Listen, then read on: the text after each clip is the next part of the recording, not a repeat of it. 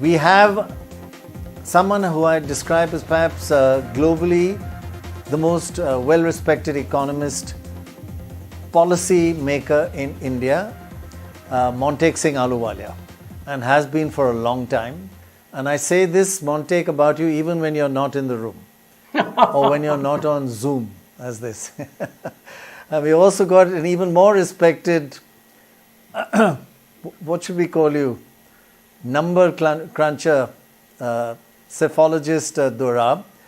Montek, just wanted to quickly get your views on the economic survey and the budget and this, more importantly, the current state of the Indian economy, where we got two great uncertainties. Economics anyway is terribly uncertain, and now we also have a pandemic where we don't know whether there'll be a fourth wave, fifth wave. We don't know what kind of viruses may mutate. In that situation, what should a government do? It's a real difficult situation because growth is slowed down. What should be done? Well, as you say, that is a difficult situation, and actually that's a situation that most countries face right now. As far as we're concerned, I guess the economic survey brings out the latest assessment of where the economy is now at the moment. They've come up with the 9.2% recovery of GDP. It's a big growth, but it's a growth that follows a big drop. However, they feel that it will take it a little above what it was in 2019-20. So I think there are two issues here. One, is this a strong recovery? Two, what are we expecting for the future? And the second is actually more important. Right. Now, as far as the recovery is concerned, there are people who have said that maybe it'll be less than 9.2, partly because the 9.2 is based on the data that was available for the first half of the year. And then there's a lot of micro data for subsequent periods. There's some evidence that maybe it's been growing more slowly than might have been hoped. But whatever it is, even if it comes in at a little below 9%, that will certainly be a strong recovery. So we've taken a year to pretty much get back to where we were in 2019-20. Now, the interesting thing about the economic survey, and I don't know if the budget will actually take the same view, sometimes the budget differs a little bit. The survey says that growth next year could be between 8 and 8.5% of GDP. Now, quite honestly, if we manage to do just about 9%, let's say this year, followed by 8.5% next year, that would have to be called a very good performance. The question really is the 8.5? I mean, the 8.5 is highly desirable, but is the 8.5 likely? Now, the only point I would make here is that, if you look at the current year, basically the first half of the current year, according to the NSSO, the economy grew at about 13.7% over the depressed level of the previous year. If for the year as a whole, they're now projecting 9.2, that means in the second half, they're actually projecting less than 5. It could be that the Omicron wave might slightly moderate that even further. So the real question is, if the economy in the second half of the year is on a less than 5% growth path, what's going to take it up to 8 and 8.5? We should make an effort. There's no question. The first question you have to ask is... That's a good point, yeah. Is that technically possible? You could argue that basically we've had 2 wasted years, in the sense that the pandemic, we plummeted. In the first year after the plummet, we just went back to where we were. So if you like, the growth rate of 2 years or so has been lost. During this period, investment was taking place. So the capacity to produce was being expanded. Now, what was the growth rate loss? If you look at the last 2 years before the pandemic, probably the average growth rate was around 5% or so. Okay? So you could argue that we have, if you like, a 10% unexploited potential to exploit in the coming year, even though in the second half of this year, we're only at about 5%. But the question is, how are we going to utilize that potential? What are we going to do? So Now, if I've you got to look interrupt you there.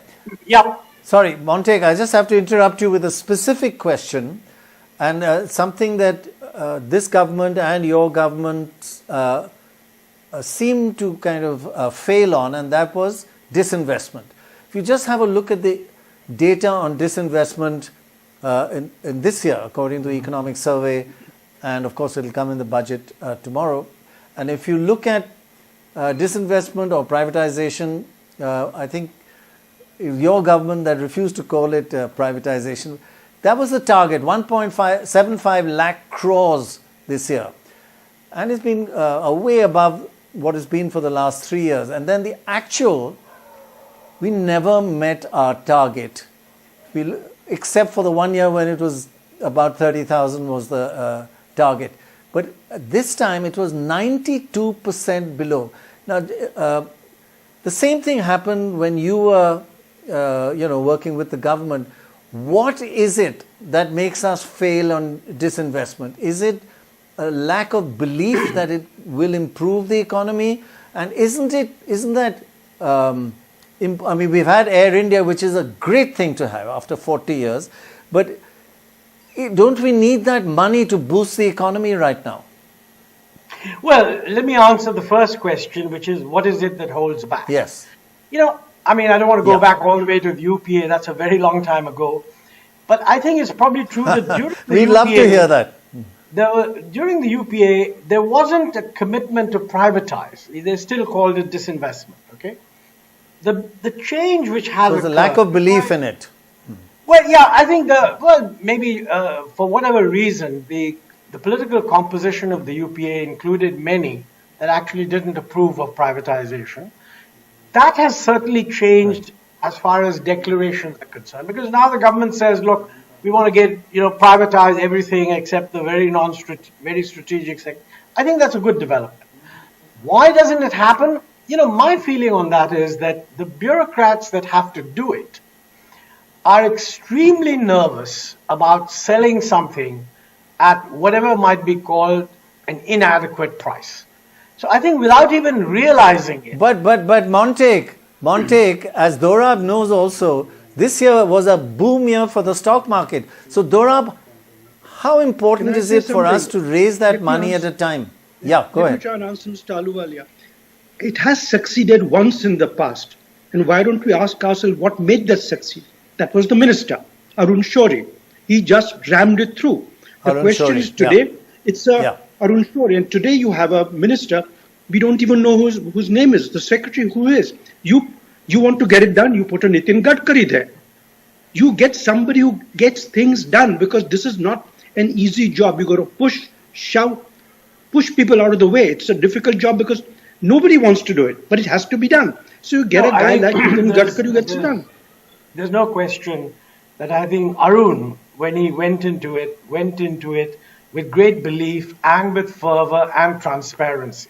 Mind you, civil servants will not be too happy looking at what happened, because he did sell off these things, and then there were all these kind of questions raised about, whether he got the right price, etc. So the totality of that experience was not necessarily happy, and we need to address that. Of course, you're right that what you need to do is put in place a political leadership that will take responsibility and determine in advance what is actually a fair process, and then live with that process. Now, in that sense, I think the fact that Air India has happened is good. I mean, this has been going on for a long time. Montek, would you say that earlier on, privatization was a nice thing to have, but now it's an essential thing to have? You just don't have the money. You've got to sell your assets and look after, in the K-shaped recovery, look after the poorer people. Otherwise, you're not going to, they have suffered the most, and you need that money. It's urgent. I have no doubt about that. It is vastly more urgent, especially because all the hopes that successive governments displayed, that the tax ratio would somehow rise through this reform or the other reform, that hasn't happened.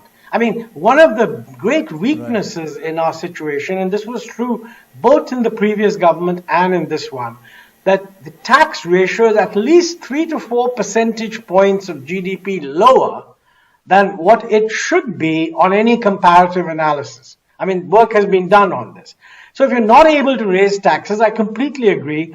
You need to put the whole privatization thing on a very high profile, give it full political backing, and just get it done.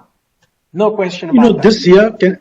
This year, the government has collected 67% more than its budgeted revenue. Budgeted for 9%, is collected 67%. And yet, the tax to GDP ratio is down. We need to collect a hell of a lot more. Yes, I think lots of work has been done on this.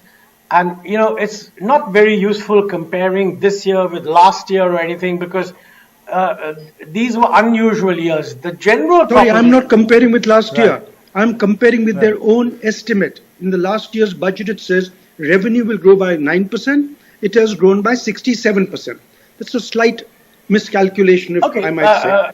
I mean, when the full budget numbers come out, we'll have to look at what it is. But you have a valid point there, that on the tax front this year, there is better performance than was expected. That's certainly true. But, in terms of tax to GDP ratio, is not all that good. I mean, it's probably about the same as it was 2 years ago. That's the point. And that is the point. Really, that is the point. Montek, it's been great talking to you, and as usual, full of important points and put very clearly. And it's great to have you on your own. Or would you prefer to have a fight with a whole lot of other panelists? No. I'm very happy to be chatting to you and Dora. Thanks very much. Thank you. Thank you very much for being with us.